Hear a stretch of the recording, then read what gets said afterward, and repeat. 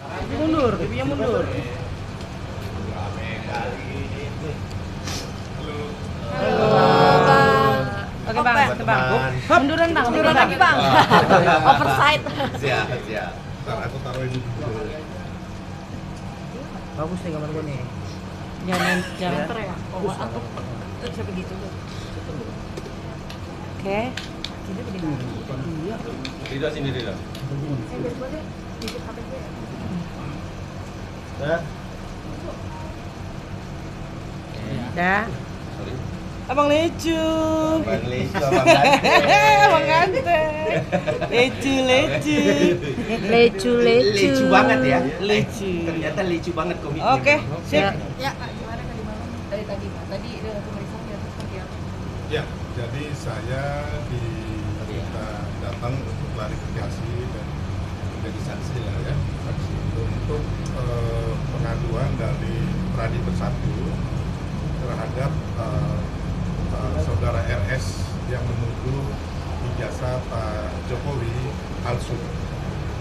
Jadi tadi saya diperiksa sampai 3 jam dan ada sekitar 40 pertanyaan yang saya jawab dengan sepengetahuan saya apa yang terjadi. Pertanyaannya seputar waktu tuduhan saudara RS di salah satu program TV ya, podcast TV lah, intinya bahwa saudara RS Pak Jokowi ijazahnya palsu, tapi saudara RS tidak mempunyai bukti-bukti atas tuduhan itu. Jadi waktu itu saya sebagai narasumber di acara itu bersama saudara RS juga, dan ada sekitar 6 narasumber yang lainnya. Jadi Barreskrim kan sudah menyatakan ijazah Pak Jokowi asli, tanggapan dari Pak sendiri gimana? ya, kita sangat mengapresiasi ya. Jadi Barreskrim sudah menyatakan bahwa Barreskrim sudah melakukan penyelidikan dan sudah dibawa ke laboratorium forensik, yang mana bahwa ijazah asli Pak Jokowi yang diserahkan oleh Pak Jokowi langsung itu yang diselidiki adalah ijazah asli yang bahasa hukumnya itu dinyatakan identik atau sama dan sebangun atau otentik dengan 3 ijazah asli pembanding daripada teman-teman seangkatan Pak Jokowi. Jadi intinya bahkan sebenarnya kalau dilihat bahwa dari pihak teman-teman RS itu mengatakan bahwa tidak ditunjukkan ijazahnya, padahal waktu konferensi pers oleh Dirtipidum Pak Juhandini, ya kan, di situ diperlihatkan ijazah fotokopi dan di sebelahnya ada ijazah asli juga yang dipegang oleh Pak Juhandini ya, kita lihat. Jadi sebenarnya itu sudah terang benderang. Jadi kembali lagi saya berpikir bahwa masyarakat kita jangan lagi juga diberikan informasi yang salah, bahwa sebenarnya saya tekankan lagi bahwa ijazah yang diselidiki oleh Barreskrim Mabes Polri melalui laboratorium forensik itu adalah yang diselidiki ijazah asli Pak Jokowi yang diserahkan Pak Jokowi langsung dan yang diserahkan oleh ponaannya sepupunya ya Pak Jokowi, yang mana hasil laboratorium forensik itu mengatakan bahwa ijazah asli Pak Jokowi ini adalah identik dengan 3 ijazah otentik atau asli dari teman-teman satu angkatan Pak Jokowi. Oke. Bang, maaf Bang, waktu dialog itu lebih intinya dia penyampaiannya seperti apa sih Bang? Pak Rosyurya sendiri bisa sama Abang? Ya, jadi di situ Roy Suryo mengatakan, RS mengatakan bahwa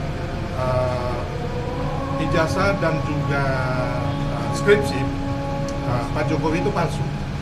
Padahal kalau kita lihat kan beliau ini kan, RS ini kan bukan siapa-siapa yang bisa mengatakan ijazah orang ini asli atau palsu. Ya kan, harusnya yang mengatakan itu adalah pihak resmi, ya kan, yang diakui oleh negara, dalam hal ini laboratorium forensik atau Mabes Polri atau putusan pengadilan. Ya, jadi kita nggak boleh ya kan siapapun menuduh orang itu ijazahnya palsu, SIM-nya palsu, terus sertifikat rumahnya palsu, apabila kita tidak mempunyai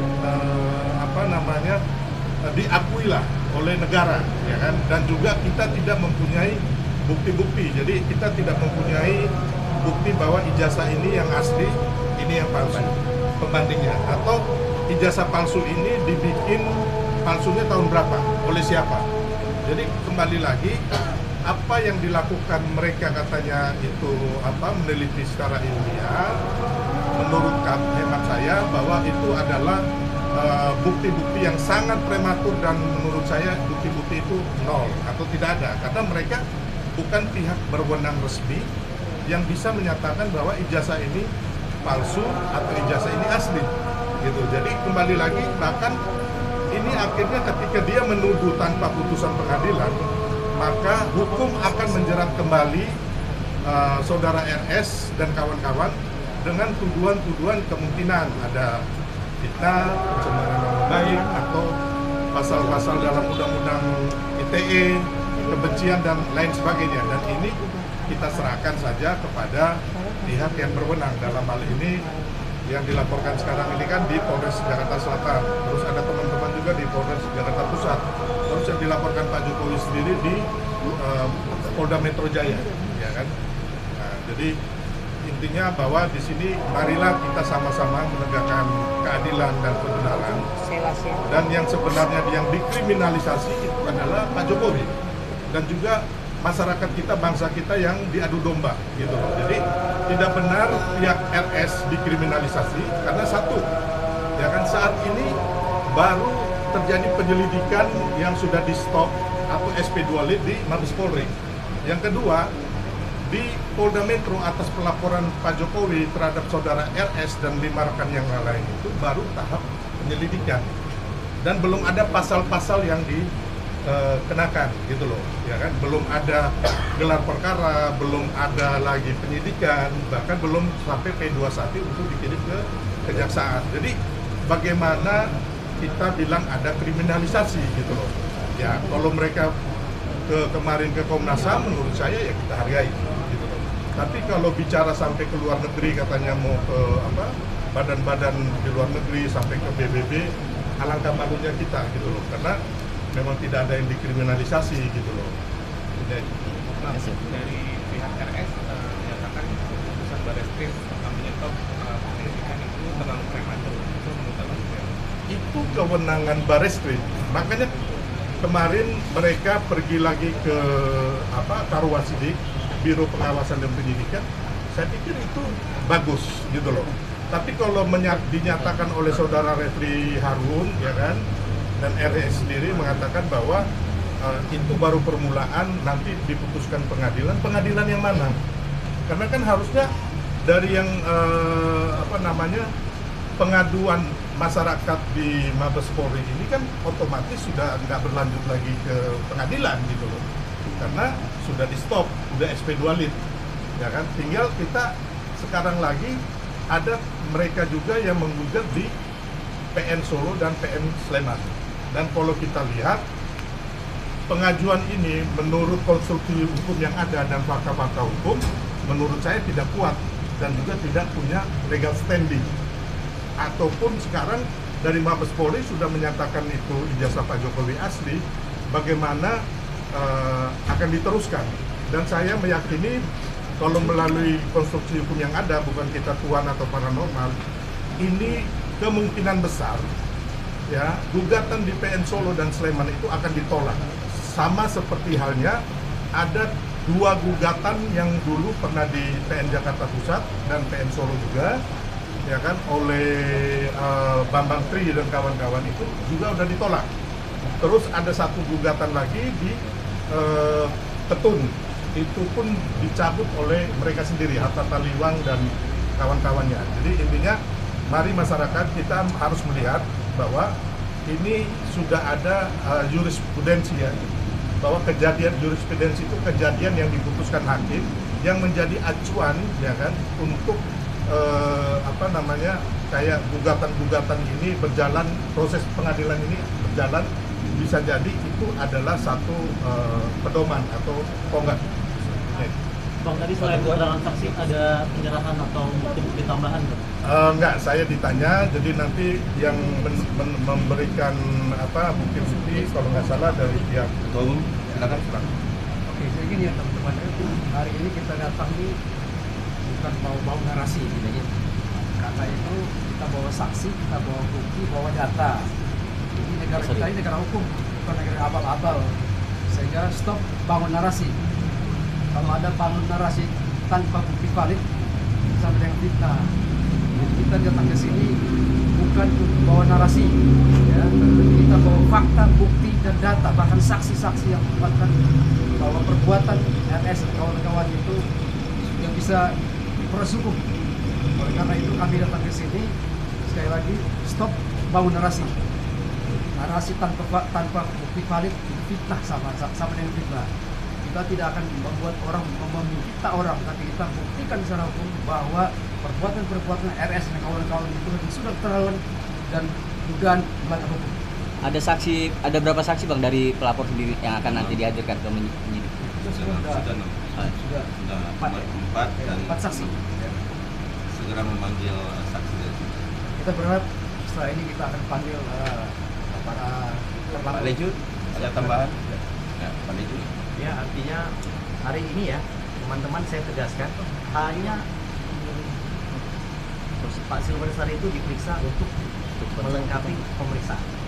Ya, dalam klarifikasi itu perlu ditempuh beberapa saksi, oke, supaya saksi itu memberikan keterangan yang kemudian menguatkan suatu peristiwa.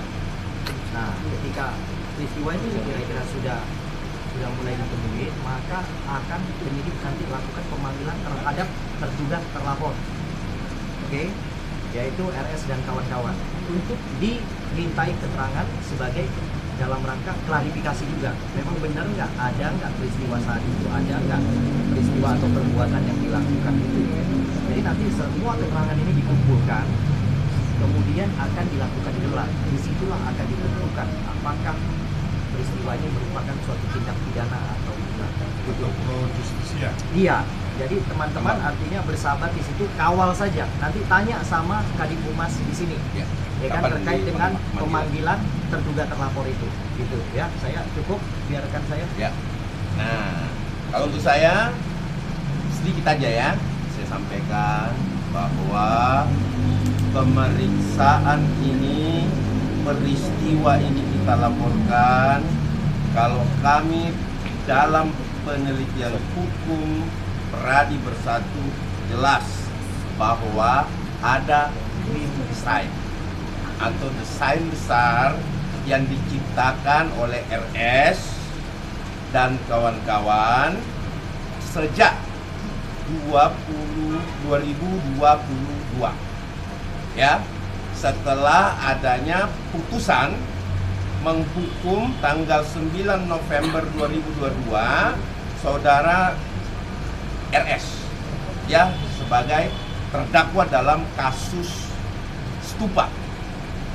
Dari hal itu yang kami pelajari itu berentet cerita ini, mulai dari adanya pengungkapan yang seolah-olah dilakukan oleh Fufu Papa, kalian tahu semua. Terus kemudian mulai masuk kepada keluarga besar Bapak Jokowi dan menyentuh seluruh keluarganya, bukan cuma satu, ayah, ibu, anak. Inilah yang saya maksud sebagai grand design, bagaimana menciptakan sebuah fitnah yang berakibat fatal buat keluarga besar beliau. Yang pertama adalah kepercayaan publik, itu yang pertama, udah mulai berubah. Tadi malam coba teman-teman bisa lihat juga di video itu ada saudara Refli menyampaikan bahwa kepercayaan publik itu berbalik menjadi 98%. Itu dampak. Nah, kalau kita berbicara pidana, dampak, kemudian material formil. Nah, ini penting. Nah, sehingga saya menyebut laporan kepolisian yang kami laporkan di Polres Jakarta Selatan adalah sebuah green design besar Roy dan kawan-kawan, RS dan kawan-kawan. Oke? Nah, itu dari saya cukup. Ada tambahan? Tambah satu, Ya. satu kalimat saja. Ya. Namanya barang asli mau diuji kemanapun, negara manapun, laboratorium manapun, dia tetap akan muncul sebagai barang yang asli. Oleh karena itu berhenti, hentikan narasi-narasi yang membingungkan masyarakat, hentikan narasi-narasi yang tanpa bukti valid. Itu sama dengan fitnah. Ya. Oke, teman-teman. Makasih ya. Oke, ada yang mau eksklusif silakan. Buat Bang Sil.